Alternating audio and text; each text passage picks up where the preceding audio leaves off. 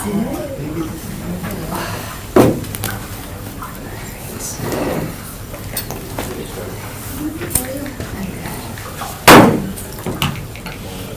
to the Monday, September 24th meeting of the Granbury Plan Commission. First order of business is roll call. Tim Gilbert, Chair, present. Sydney Bremer, Vice Chair. Present. Alder Veronica Corpus Dax. Present. Lisa Hanson. Present. Jacob Miller. Present. Vander Petrovsky, absent. And Jerry Wisniewski is absent. Next item, approval of the agenda for the September 24th meeting of the Granbury Plan Commission. Move to approve. Second. We have a motion to approve by Sid Bremer, a second by Veronica Corpus Dax. All in favor, say aye. Aye. Opposed? The agenda is approved. Next item, approval of the minutes from the August 27th meeting of the Granbury Plan Commission. Motion approved. Second. We have a motion to approve by Commissioner Wisniewski and a second by Alder Corpus Dax. All those in favor say aye. Aye. Lisa. Oh, Lisa. Yes. Opposed? Okay, the approved minutes are approved. And the second was by Commissioner Hanson. Next item, regular business, item 1. Consideration and possible action on the request of a zone change for a portion of the property located at 2405 West Mason Street, at Frontage Road, from Business Park District to General Commercial District, submitted by GB Real Estate Investments LLC on behalf of the property owner. Thank you, Mr. Chairman. Okay, this parcel is a larger parcel. It's about 6 acres, very deep, not very wide, about 235 feet wide by a little over 1,100 feet deep. It's obviously on the west side of the city. Mason Street's up on the north. Hinkle comes in, so Walmart's just to the north of here. Hinkle comes in to the frontage road, West Mason frontage road, and this is the first property on the south side of the frontage road to the west. Again, the property itself is 6 acres, runs really deep. You can see where Bellwood Lane has been platted, and it actually bisects the property. The zone change is being requested for just, where you see that black box or the black line, just for the area north. That's about 450 feet south of the frontage road. So the site itself, even though it's 6 acres, that's about 2.6 acres. It's developed, as you can see, with a 15,000 square foot office and manufacturing building. It was Hasselblad Machine Company. Has been vacant, and pavement area, parking in both the rear and the front, around 80 stalls, plus or minus. It's not striped, so it's kind of difficult to tell you what that is. This is our comprehensive future land use plan. The red is commercial district. So you can see that pretty much the entire frontage of West Mason is commercial, and as it goes down to the south, it goes to high intensity retail, office, and housing, goes down into the park, and then it goes really to single as you go to the southwest. Our zoning map here, one thing that's going to stand out as an anomaly is that gray right in the middle. So this is the area being requested for the zone change. Again, in the blue is the entire parcel, so that's about 2.6 acres. It's currently zoned business park, which makes sense with the previous manufacturing business that was there. But you can see everything to the west, everything to the east is C1. Everything to the west is either C1 or C2, which is a general commercial or a highway commercial. The intent of the petitioner is to occupy the existing Hasselblad building with potential retail, service, or restaurant type uses, general commercial uses. Now, some of those are permitted in the business park district with conditional uses, such as a restaurant without a drive-through. However, others are not, like a retail, general retail sales is not permitted in the business park, conditional use or not. So the petitioner is coming forward to rezone that, to reoccupy the building and the site. Everything to the south of where that black line is would remain. It's not part of the rezone request, so we're actually splitting this parcel in two with the zoning, which is not common, but everything to the south would remain R1, which is a single-family zoning. That property to the south, I'll go back a couple slides here, you can see it's heavily wooded. There is a stream running through the site itself, and it's quite a large area of property, so when that develops, at that time, we'll take a look at the remainder of this parcel, kind of fit it in with that whole development plan when that takes place. So the zone change request is consistent with our comp plan recommendation for commercial, and furthermore, it's very consistent with all of the uses along Mason and the frontage. We did send a notification to the alderperson as well as neighbors within a little over 400 feet. I received about half a dozen information calls, but no calls of objection. And with that, staff is recommending approval of the zone change. Yes, Commissioner Behrman. Just one question. What you just presented differed slightly from the staff report that said that the commercial retail service or business, restaurant businesses, these uses are not permitted or only by condition within the business park. Can you specify more? Which, does that? In the business park, they kind of get segregated and separated a little more in detail. So again, restaurants without a drive-through are permitted in the business park, but restaurants with a drive-through are not. General retail is not, but accessory retail to a contractor showroom is. Again, the business park is geared more towards a light industrial type of use, and then with the commercial as a support. Okay, so some of these uses are not permitted in any event, or some versions. Correct. of And those the most uses. important Okay. one is general retail is not permitted. Yeah, thank you. Any further discussion? When can we talk? Or can't we? Okay, we'll let you talk. Motion to open the floor? Second? We have a motion by Commissioner Henson, and a second by Commissioner Behrman to open the floor for discussion. Any further? All in favor, say aye. I'm old and I can do what I want. Okay. Would anybody like to speak on this matter? Yes, I would. Okay, would you please go up to the podium, state your name and address for the Okay. record? I'm the oldest person here, and I'll probably talk loud because I can't hear too good. I lived in that area for 90 years, so you see what I mean?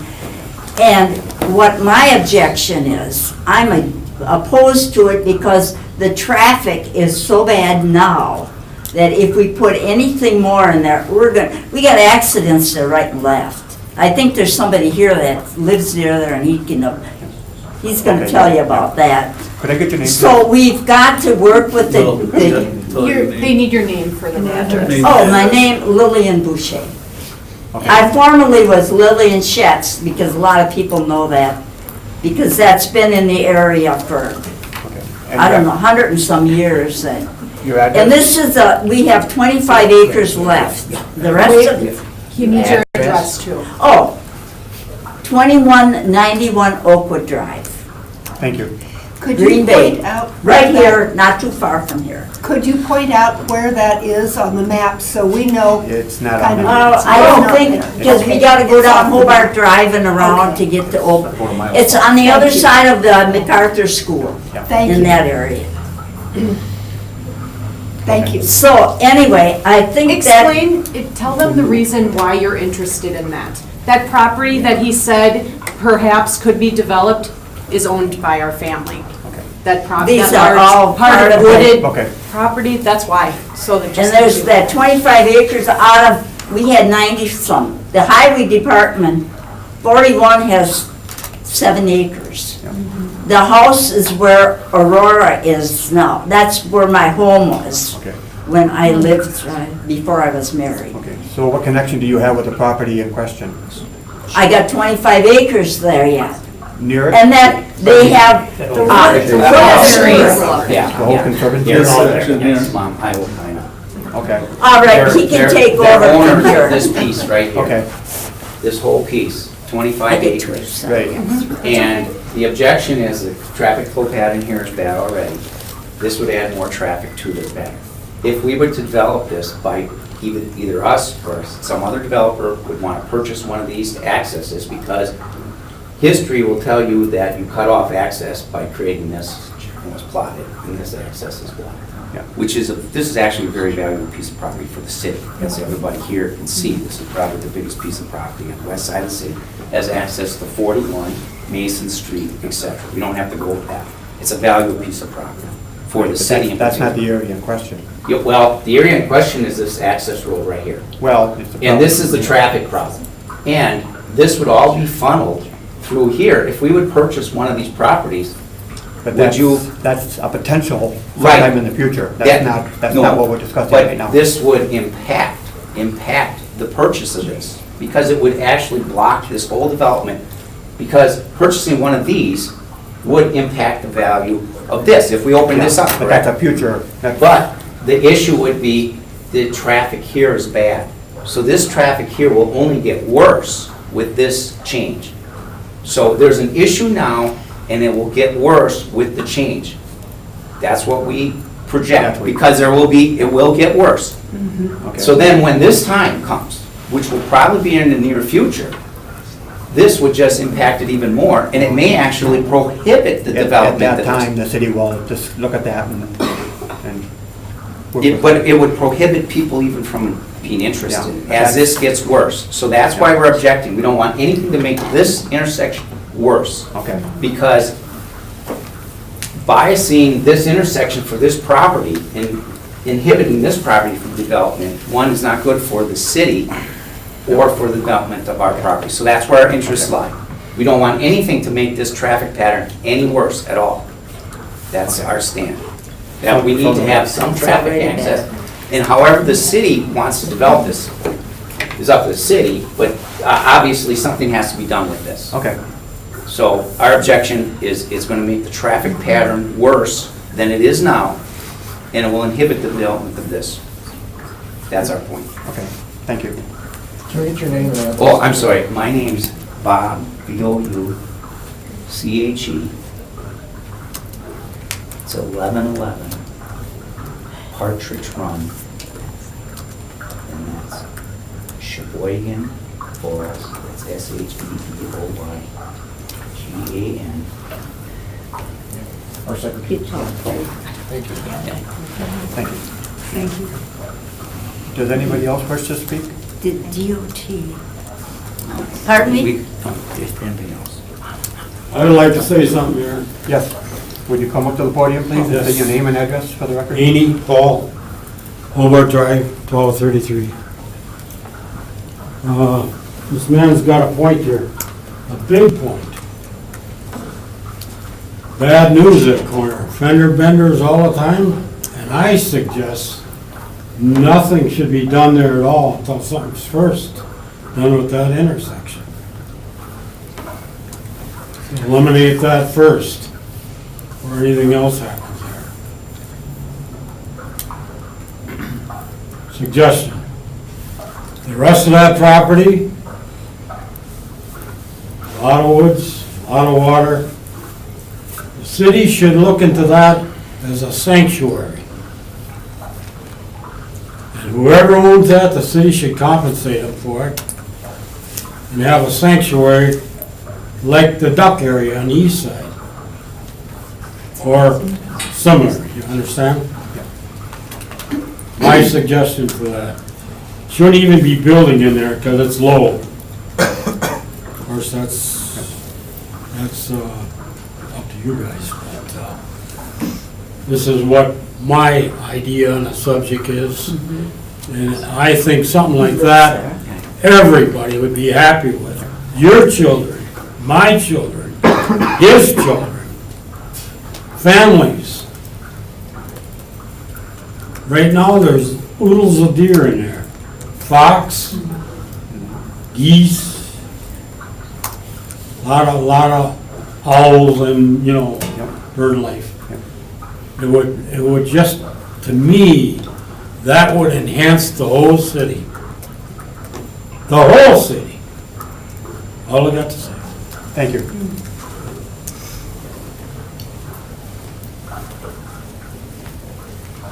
Does anybody else wish to speak on this? I'd like to say something. It's Bill Pachowski, 1816 Wildwood, Swamico. The problem that we're having with this land is that Hinkle Street was supposed to have a right-of-way before Chili's was in there, a right-of-way to that property. I'm just trying to find out the understanding of when Chili's got in there, the right-of-way was given to Chili's for their driveway. Now there is no right-of-way in there. So what happened to the right-of-way to get to that property? I don't know. So that's what I'm here for, to see, that there is a right-of-way somewhere on there. Well, as of right now, there isn't, but we're concerned about the property in blue there. Correct. So, Yep. okay, thank you. Is there anybody else wishing to speak? Yes, sir. Thanks again to you guys for hearing this on my behalf tonight. So Garrett Bader, 300 North Van Buren Street. I'm the petitioner requesting this item. There's some of you I've spoken with, Boucher's obviously, some I've sent letters to, some that are neighbors I've sent letters to, Mr. Haney, neighbors I spoke to. Answering maybe a few questions and then pointing out some short-term and long-term things here. Number one, nobody denies the traffic pattern here is terrible. Staff can attest to the fact that I approached them earlier this year saying, hey, can we work on something here? Things didn't work out the way I liked on the front end. I think there are ways to fix things down the road, but this is going to be, I think, a short-term and a long-term situation. Where right now, the rezoning request is here, is the existing driveways. This use should not overly burden this more than it is right now. Long-term, can there be a better solution to access this property? I think the answer is yes. The question exactly how we need to figure out. To your point, sir, you'll notice that this is green right here. You're right, in a perfect world, if we could go all the way back machine, land for Hinkle right away would have been allocated before Chili's was built. It wasn't. I think there's still some land here where this can happen at some point and Hinkle can come through. How and when that happens, we don't know yet. But that's my idea for long-term, how that would happen. I want to reiterate, nothing back here changes right now until a to-be-determined date down the road. You know how we've talked about things. I would still like to work something out with you guys.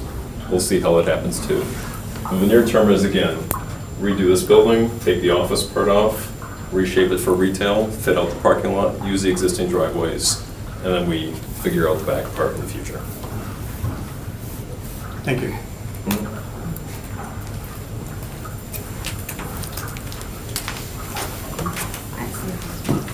Is there anybody else? Anyone? My name is Marie Pychowski, and I live at 1816 Wildwood Drive, Swamico. And my concern is that big portion of the 25 acres that we have. I was at the meeting when Chili's went in, and we were given the rights that we wouldn't have access to that property. There wouldn't be any problem with that. That's why we went along with giving Chili's, we okayed to go along with having Chili's there. The mayor is the one that really wanted Chili's. We were against it at the time because we had more access to get into our property. That area is not the area that we're discussing now. Well, it is next to us. It's next to it, but it's not the area, so Well, that's not, I am speaking because way back when Chili's, before Chili's went in and we went to this meeting, we were told we would have access. That has not happened. So that is, we come to these meetings to speak our opinion or our mind, and we're given an okay, but it doesn't happen. So that's why I'm speaking out for it. okay, thank you. Is there anybody else who wishes to speak? I move we close the floor, return to regular order of business. A motion by Commissioner Grimmer, a second by Commissioner Hanson to close the floor and return to regular order of business. All in favor? Aye. Opposed? Okay, we are back. Is there any further discussion among staff? Yes, Commissioner Hanson. So I realize that this isn't in regards to the piece of property that we're talking about, but just a question to staff. Is there an easement somewhere to access all of that property? Well, there is a right-of-way, so if you go off of Hobart Drive, it leads into the center of that property. This green line, oh, excuse me, this green line is platted right-of-way. Okay.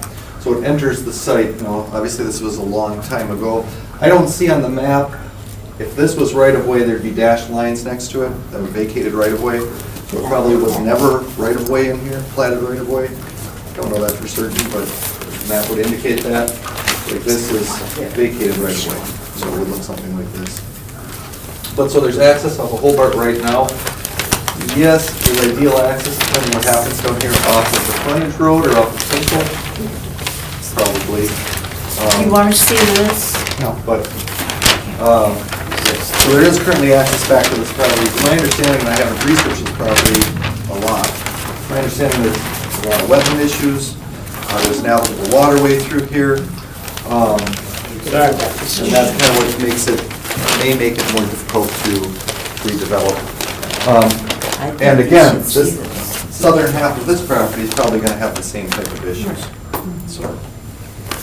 Can I just make a Elaborate a little on that. I think one of the things that Mr. Bader approached the staff with potential development plans out here, I mean, that's obviously one of the first things that came up was the traffic and obviously how the frontage road, I mean, was built too close to Mason and ways to try and clean up that intersection. One of the things that we have right now, though, I mean, we have a built environment and we have things to work with and work around in terms of putting in infrastructure after the fact, after the private side has been developed. I think as Mr. Buck said, in terms of access for this property, I mean, there's public access, public right-of-way from Bellwood Drive. There's also a cul-de-sac off. Springdale. Excuse me? Springdale. Correct, the Springdale Court. Now, again, there's wetlands issues and traversing streams and other things that pose some challenges, which in the same aspect also pose challenges here, although there is no right-of-way. If it would be in the city's best interest. Ultimately, if there's a development project proposed for the larger scale, the city would work with the developer to find out a way to service that. And if it was in the city's best interest, you get a street from either Hobart or the West Mason frontage road through there. Obviously, we try and work with the existing property owners and improvements that are there. If push came to shove and we needed to put a new street in, I mean, there's a process for putting in public infrastructure. So in terms of, I think that piece of development also, as Mr. Bader said, I mean, both the short-term and long-term, there's discussions with the city. We are not in a place right now to be making improvements to that intersection, just in terms of looking at Public Works and what they've looked at from a standpoint, of accidents and traffic like that. It's not of imminent need, and so there are other priority areas in the city that they're focusing on, and so that's not one of them at the moment. So with that, I think that's a lot of the discussion we had with the developer in terms of before making a recommendation to move forward with this. And I think that's kind of where we came down, and I think agreed. I mean, there's a short term and a long term with this. But again, I mean, we don't quite know what date that long term is. I mean, that could be 3 years away, that could be 30 years away.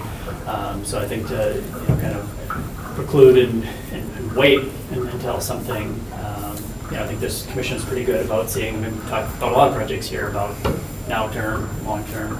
And I think that's where we see this in terms of, it's not really impeding anything in the future. No matter what you do, there's going to be some work involved in getting access for a larger development on that property. This doesn't stand in the way or cutting anything off or really prohibiting anything in the future. Commissioner Goodwin? A little further information, I want to make sure I'm understanding. I would certainly support the expansion of Beaver Dam Park into a conservancy area there with all the wetlands and so on. That makes a lot of sense. That's not on the table right now. What is on the table, it seems to me, is the issue of access that the family has raised, and as I understand it, the vacant access off of Hobart does take care of that. There is access to the property that they own. Correct. Off of Hobart. Correct. So that's taken care of. That leaves the issue of traffic. And I understand the priorities.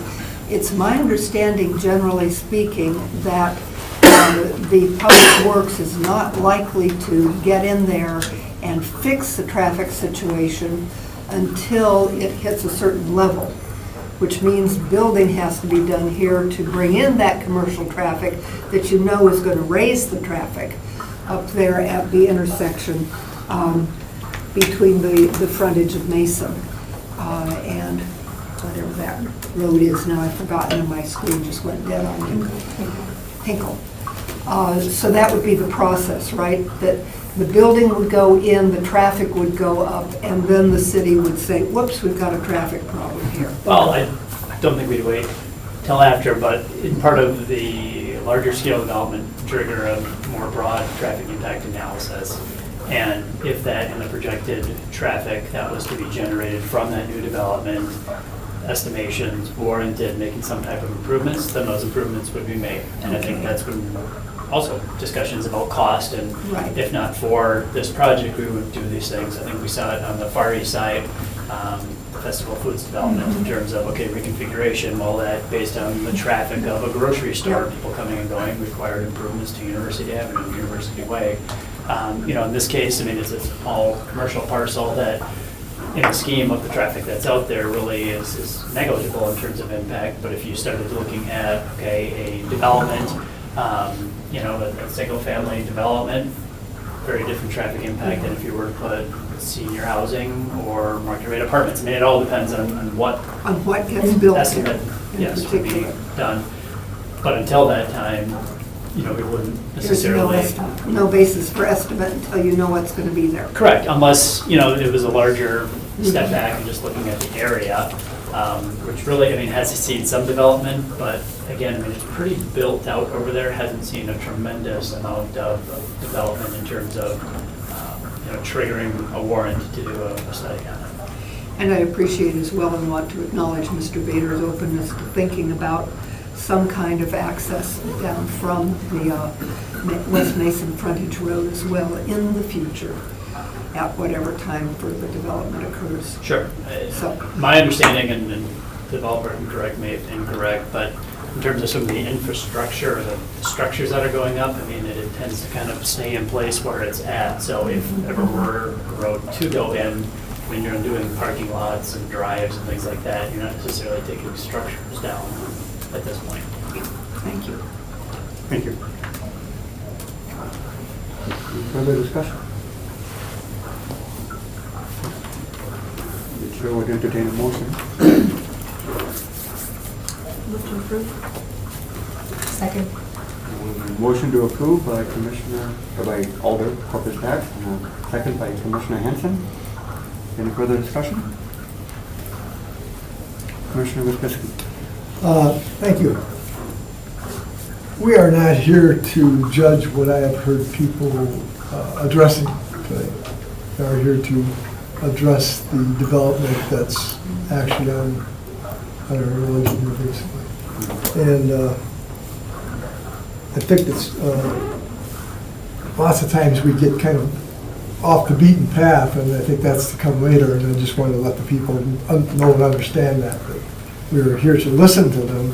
However, we are not here to judge that particular facet of development of this property. And it is almost like pie in the sky. It could come, couldn't come, might come, but we are actually here to do that. So please do not judge us on our decision either, because we have actually been charged with the fact of addressing the area of the proposed zone change only. And I just want to make everybody aware of that. Thank you. Is there any further discussion? Hearing none, I would ask that you cast your vote. Because these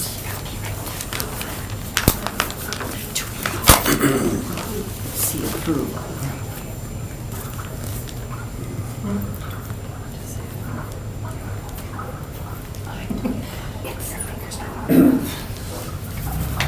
Motion approved unanimously. Thank you. The motion has been approved. And this will go before the city council, which meets Next week. October 2nd? Okay. Thank you. Next item, item 2, consideration with possible action on the request I to never got a authorize a chance to conditional use permit It's an expanded shelter facility use in an office residential district located at 1120 University Avenue, submitted by the Karen Michaels Golden Hope Family Violence Center Incorporated. Hey, Mr. Chair, this is a request for a conditional use permit for an expanded shelter facility at 1120 University Avenue. That's the location of the existing Golden House. And located on the map here, that property is highlighted in red. It's a rectangular lot. It's about a little bit over an acre in size. It's just south of University Avenue between St. George and University Avenue, near the East River here. There is city park property that kind of surrounds their existing lot. Single-family and two-family homes to the north, and American Foods recently built a healthcare facility on the corner right there. As far as the city's comprehensive plan, actually it recommends public uses. However, conditional use permits are not required to meet the consistency requirement under statute, so therefore it's not a concern. The existing zoning is office residential, hence the need for conditional use permit. There's some parkway, again, that the city owns around that lot, neighborhood center. Some R1 to the north and then R3 and C1 in this area here. So this is an expansion of an existing shelter facility. It was built probably in the early 1990s. This is the schematic provided by the architect. This kind of shows the existing boundary of the shelter. There are plans to expand both east and west here, as you can see, on either side, as well as parking areas, again, south of University. And this is a perspective of, I believe, from University Avenue showing the remodeled facility. There are plans for 28 total beds for this facility. Staff has notified affected property owners within 200 feet. We haven't received any calls or questions regarding this. And we are recommending approval of the request tonight, subject to two conditions. One is limiting the capacity to 28. Any expansion will require future plan commission review. And the second one is a standard condition related to site plan review and approval. The applicant is here tonight as well, if you have any questions. Thank you. Is there any discussion? Commissioner Grimmel? I do have some questions. Generally speaking, this looks really good to me, but there's some things that I'm having trouble understanding about the proposal, and I think they're probably best answered by the applicant. So I would move that we'll open the floor. Second. We have a motion by Commissioner Bremer, a second by Commissioner Wojciechowski to open the floor. Any further discussion? All those in favor say aye. Aye. Opposed? Hello, Karen Michaels. My address is 800 Liebman Court. I'm the executive director of Golden House. So I'm happy to answer your questions. Do you want to start there? That would be very kind, thank you. Or you want me to say something first? I could talk all night, but I think you want to keep going. Just answer her questions. Jerry's always for that. Okay, you're talking about growing by 28 beds. Yes. How many beds do you currently have? I was having a little trouble understanding what was new and what was there. So right now in the existing facility, we have 11 bedrooms, which can be up to 40 beds. Okay.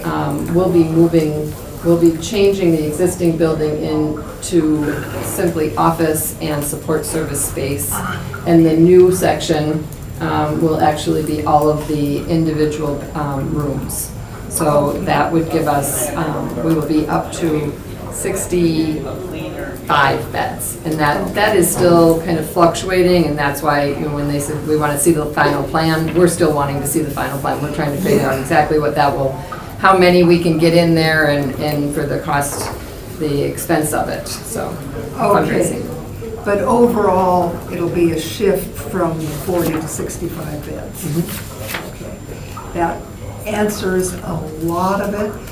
Some of the other probably is a matter of, as you develop the plans, what needs to be said, what needs to be clear. I was curious though about the quiet room and the computer TV room. There's a paren under both of those that says by owner. So these are really early plans. Okay. So basically what we're trying to make sure that we do is change that existing facility that we are in now just cannot handle the infrastructure of the individual rooms for residents or for victims that need shelter. So we're changing all of the things that are in the existing facility into basic rooms like offices. They may be support group rooms, they may be wellness rooms, so we haven't decided exactly what each room is gonna be yet. And I think that might be the note on the bottom there is by, you know, kind of this is what we need, but we haven't decided where those will all be in the building yet. I had a little trouble jumping ahead of where you are right now, just being able to add up the numbers of things as they were listed, both for the ground floor and for the second story. So you might want to go back to that. Sure. Do your counting again. So, But assuming that what you're working from at this point is a conceptual plan for basically how it's going to be with the offices at that, the current building and the residential area to the, what is that? West of it. Thank you. I'm copacetic. That's fine. Thank you. Okay, that's all I had by way of question. Do you want to say anything else to us? We're really excited. This is very new. We're really at the beginning stages of this. We're doing the fundraising right now. We're thankful to the city for helping us understand what we needed to do, and we're working with Werner Schober, and they know all the answers about the technical parts. I'm really just around to raise money and figure out what works best for victims in our community. And what we're really trying to do with this is expand our ability to provide private space for residents that need the emergency shelter in the new section of the building, but also open up the existing facility to be able to serve victims that maybe don't need housing or emergency shelter, but may need support, more additional support groups or wellness activities, or to connect with therapists right on site. So we're really excited about the project.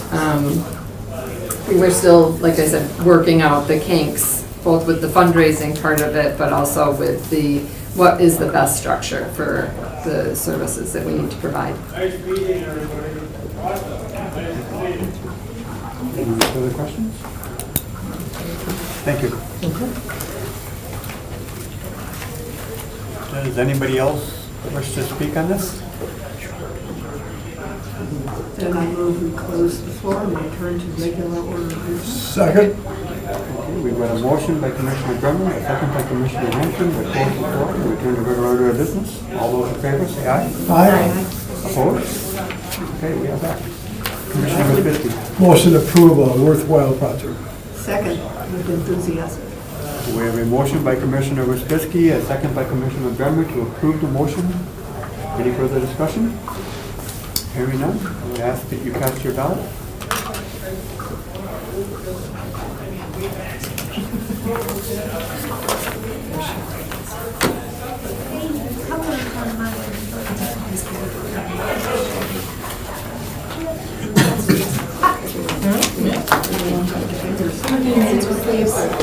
Okay, the motion has been unanimously approved.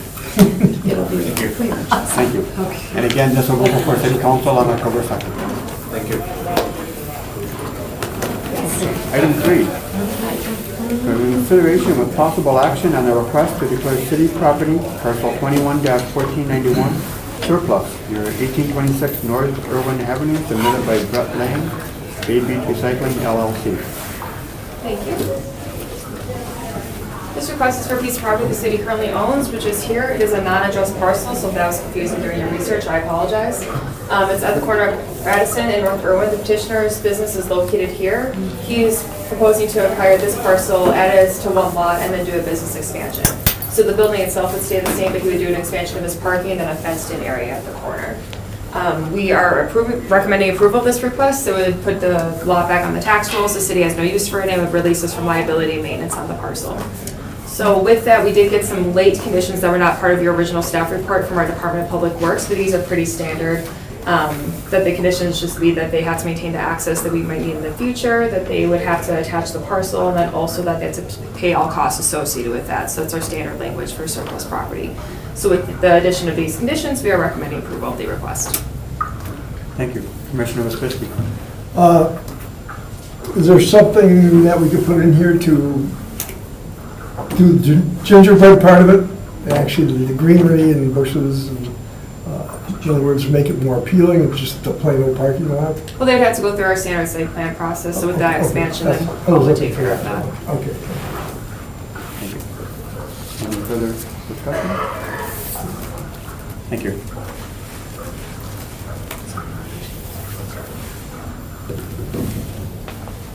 Is there anybody that wishes to speak on this? Okay. Move to approve. Second. We have a motion by Commissioner Hanson, a second by Alder Corpus Dax to approve this motion, the recommendation. Any further discussion? Hearing none, I would ask that you cast your vote.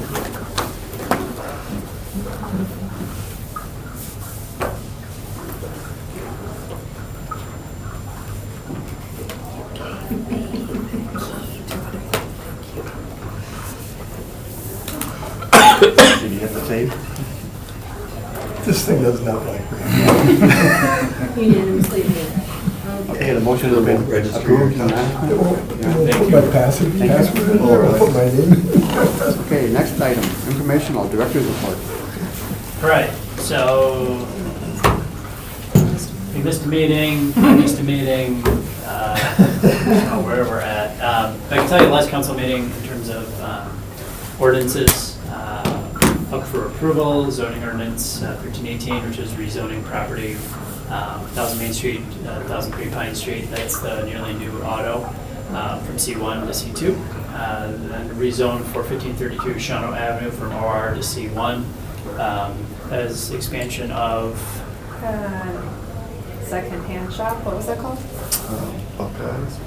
Hawkeye's Trading. Yep, approved. And then planning to right away, Sitka Street, Superior Road, over on the east side. So those are the only ones. We didn't have a plan commission report because you guys didn't meet.